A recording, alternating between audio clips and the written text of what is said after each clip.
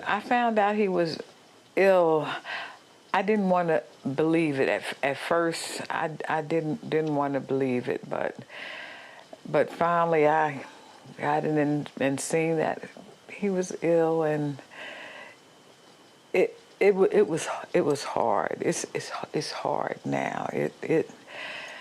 You know, sometimes I just go off to myself and break down because I'm not going to have my brother with me soon. I think compassionate release should be easier for people to be able to come home and spend their last days with their family. They're sick. They can't. They're not going to hurt nobody. They're dying. They need to be around their loved ones. They need to be shown love. They need to be comforted.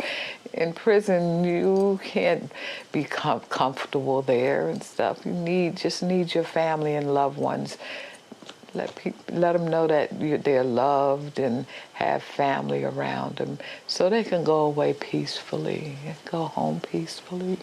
They don't need to be away somewhere where they're sent home in a box or not sent home at all.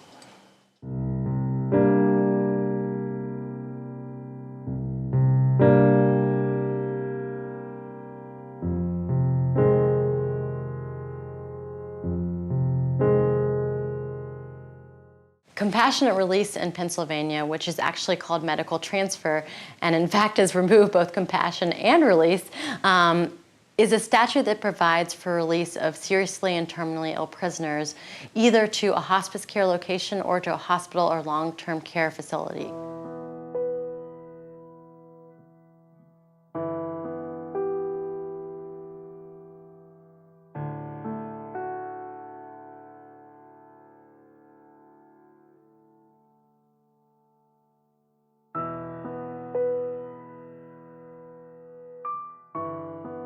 After the reform in 2008, there were actually two sets of tests, one designed for hospitals and long-term care facilities, and another designed for hospice care locations.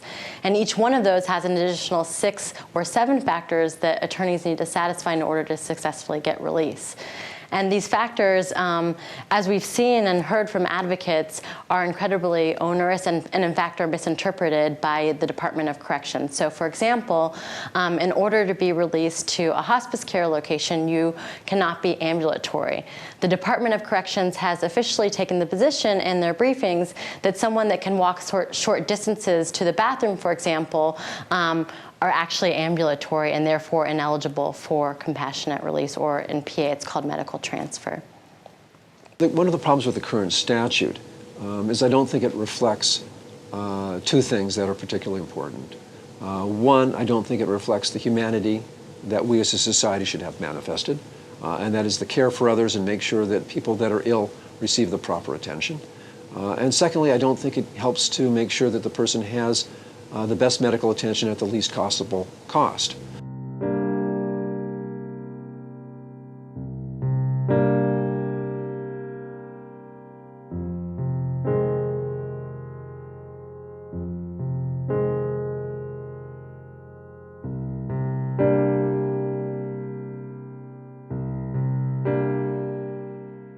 Compassionate release in Pennsylvania is a very time-consuming, cumbersome process. A person has to be referred to the sentencing judge, or if the sentencing judge is no longer available, the president judge of the court has to review the case and make a recommendation that the person be considered for compassionate release. There's political risk involved, you know, if you let somebody out and they commit a crime, which is unlikely, but it's a possibility.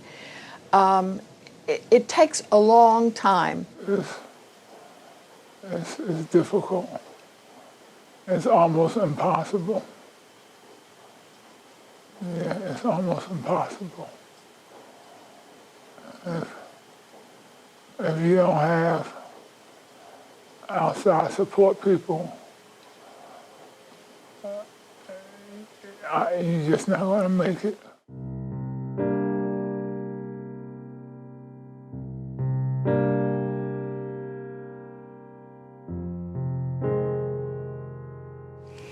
An inmate told me about compassionate release. So I had Brenda contact the Law Project to get me a copy of the law.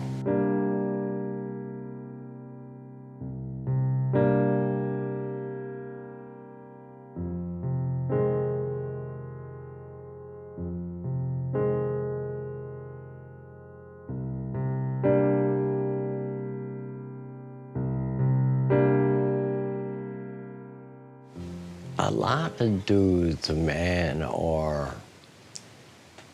their families are poor.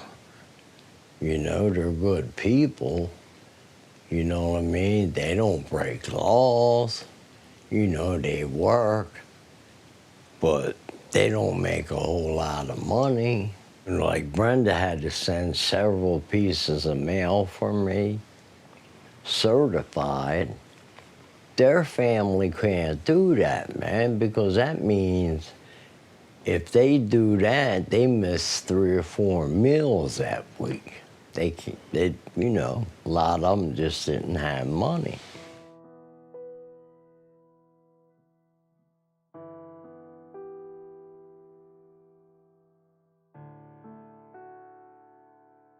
I made a whole lot of phone calls and sent a whole lot of emails, did a whole lot of internet research, and just trying to bring all the pieces of it together on the outside. In many ways, I felt like a social worker. I recently did a needs assessment of inmates over the age of 50 and found that only 8 had applied for compassionate release. They certainly deserve it. Many of them are terminal cancer cases, and the probability is they'll die there before their paperwork is done. There are many more who could be released, given the way we define seriously ill.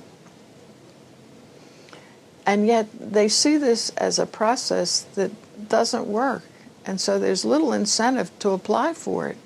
I do not think compassionate release works virtually at all in Pennsylvania at this time. The restrictions of who is eligible are so narrow that it makes it very difficult to get somebody out. You've got to have a diagnosis, that's for sure. You've got to have somebody who's non-ambulatory, can't get out and hurt people. That restricts people. You've got to be able to find a caregiver or givers who can care for the person even if you can get them out. You have to be able to pay for the care, which means Medicaid has to be instituted, so who's going to take on the care free until Medicare or Medicaid is set up. Those are all huge issues to make compassionate release in Pennsylvania functional. So I don't think it works at all. The other thing is, if somebody is in a hospital bed in the infirmary at a prison, and they're hooked up to tubes or they're incapacitated, they don't have the capacity to file all the paperwork and contact the sentencing judge and get an attorney and get a doctor to certify that they are seriously ill. These people can't even feed themselves in many cases. One contrast between the old statute and the new statute might be this. Trying to deal with a person as they deteriorate. Under the old statute, if the medical condition could not be dealt with in the prisons, they could be released and get medical attention, have an increased quality of life. Whereas under the new statute, with the requirement that the death be impending within a year, what you'll probably end up seeing is people that would have been released under the older statute to get medical care at a cheaper and more reasonable level would not be able to get it. They would sit in the prisons, get less medical care than they would have had they been released, until they deteriorate to a level that now we could say with reasonable certainty that they would die within a year, and therefore they would get released under the new statute. But their quality of life and the cost is going to be much more substantial had we dealt with it earlier. If you put them in the community, they can access Medicare, Medicaid. Many of them are veterans. They can get veterans benefits. They have family members who will provide care for them. So what you're doing is covering the cost of this person, which gets very expensive. We use most of our medical care in the last 5 years of our lives. And these are chronic conditions. They're not one and done treatment. It's an ongoing thing, getting worse, more debilitating until they die. So you're saving money by taking the cost of this person out of many pockets instead of just the one Department of Corrections pocket. Typically, what's interesting is what's going on now in terms of elder care in the prisons. Normal cost of an inmate and keeping them in a prison is about $30,000, $35,000 a year, whereas as prisoners age, the expenses, of course, go up dramatically. Oftentimes it'll cost over $100,000, $200,000 a year to maintain an infirm older prisoner in prison. Toward no particular end, because they're not likely to commit any other crimes. And instead they're just going to get the medical care in the confines of a secure institution. Whereas if the person were released, there would be substantially less expense that would be borne by society in providing them the same medical attention, and probably a higher quality medical attention at that.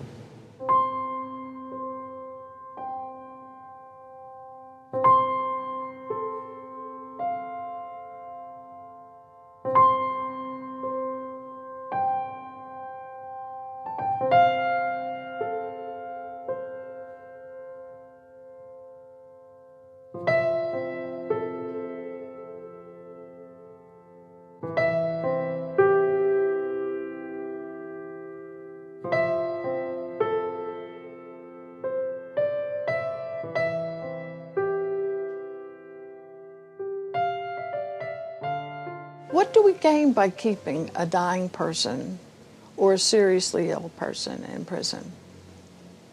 You have to ask yourself. And I guess I'm thinking there are two groups that generally will oppose this. One are the DAs who say, oh, they got this sentence, life, which means life. You stay there till you die. Or the victim community, not all of them, by the way. I know many victims who support compassionate release or medical release, medical parole, who will say, my person's not out enjoying life. My person's dead. Why should this person who killed them be able to go home and die in peace? No, I feel that justice is going to betray us if they let them out. We were told they would serve life, which means life. You stay there till you die. And they're very vindictive about this. They feel that they're owed that death in prison. Very, very seldom does anybody who is found guilty previously of a homicide ever go back to prison because they violated their probation or parole by committing a new crime. Very seldom is there any sort of new crime that ever arises in a circumstance like that. Why not let them die at home or in a hospital or a hospice? Hospice in prison is different from hospice on the outside, primarily, I think, because of the family. That hospice on the outside, you really have familiar smells, familiar foods, familiar sounds, familiar music. You can have people around you, 2 people, 10 people. You can love the person through the dying and the death.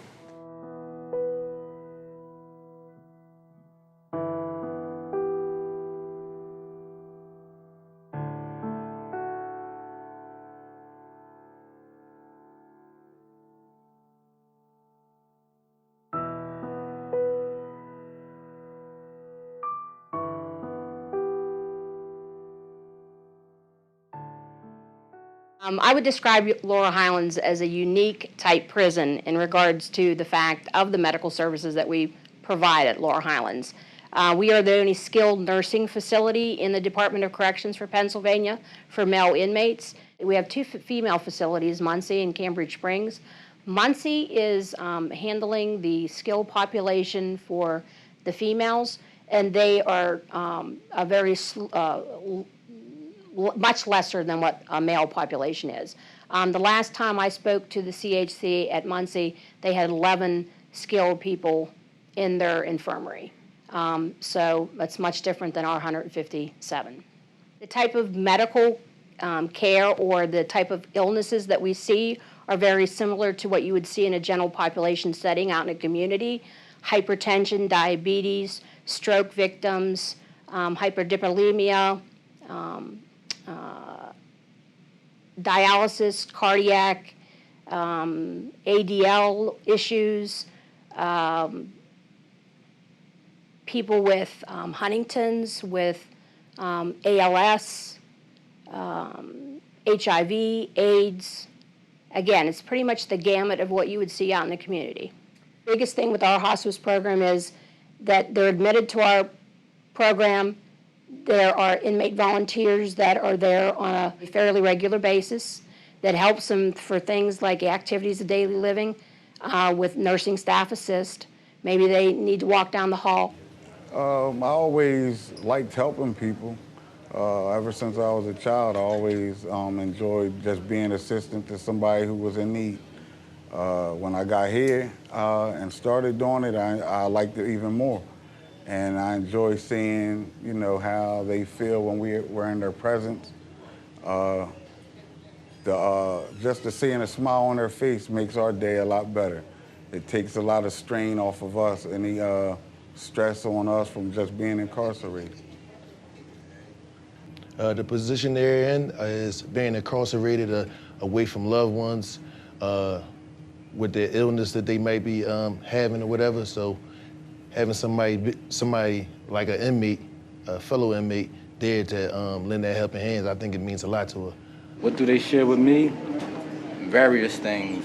How they've been doing that day, if they've seen parole, or how their family's doing. Different things.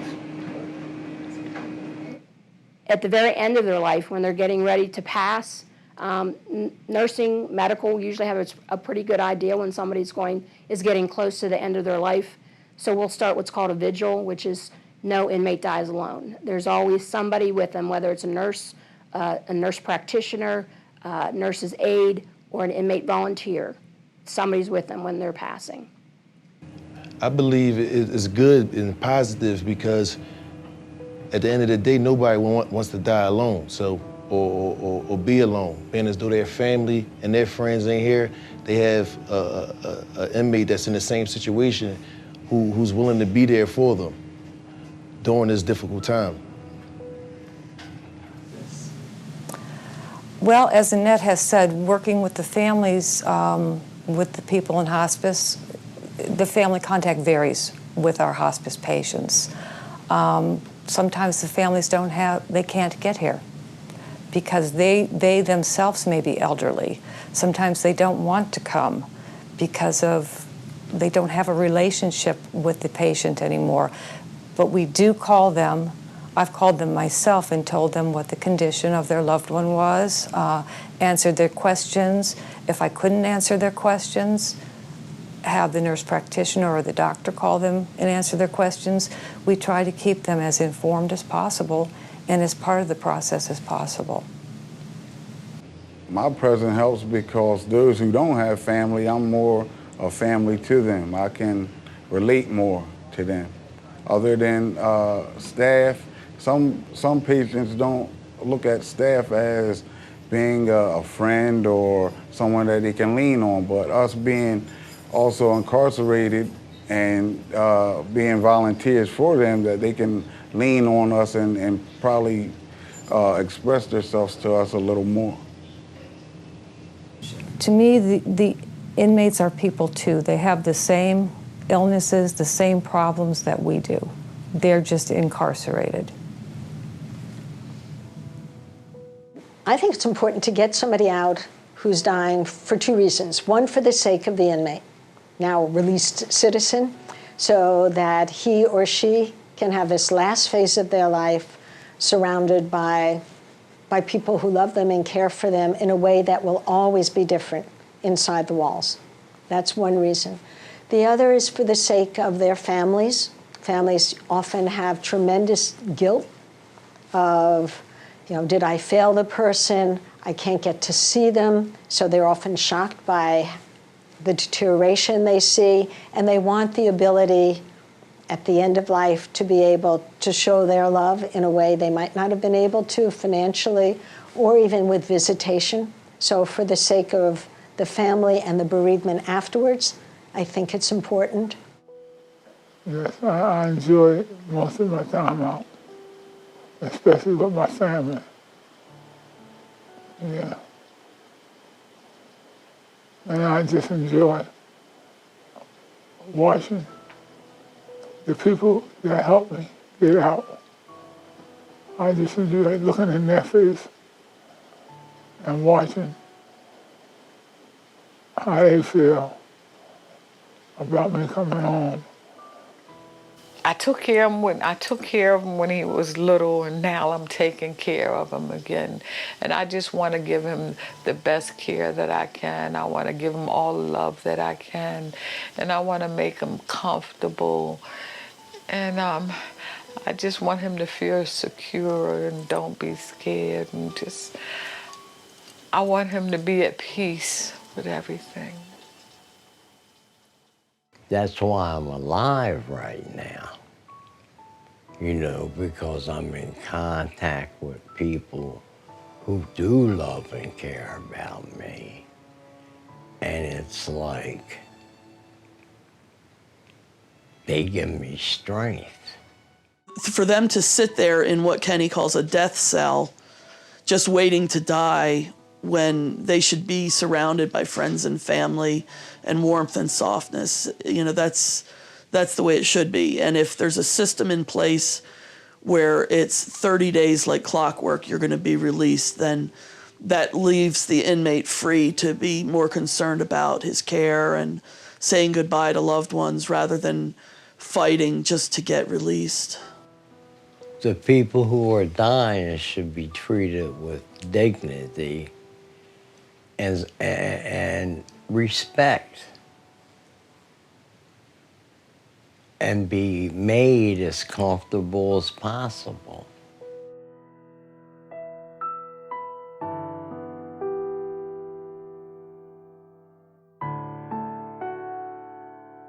So I think to be able to give a dignified death, even to the worst of the worst in terms of behavior, helps our own dignity ourselves, keeps us intact, keeps us not getting so hard that we become cruel.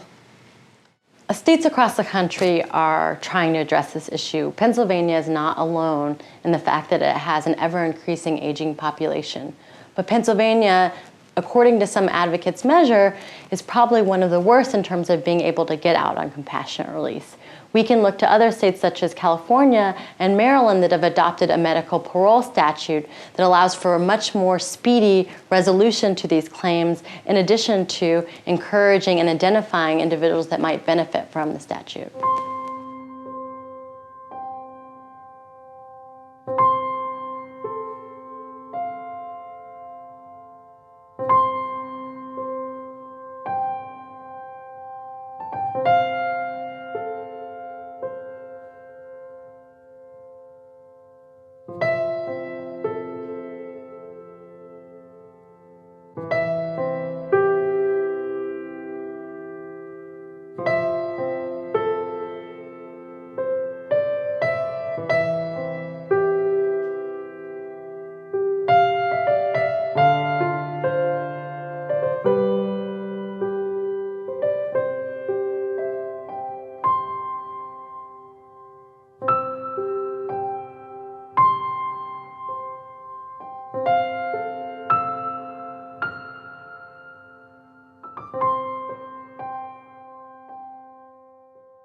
So, we know that it works. We can look at states and we can look at other countries in the world, and we know that it works. So what's the excuse? What's stopping us? It's cost effective, it's humane. Why not? Do we just want to be vindictive, mean-spirited? We're paying quite a price for that. Quite frankly, as a taxpayer, I'm not willing to pay a price for vindictiveness. but it feels good to be home.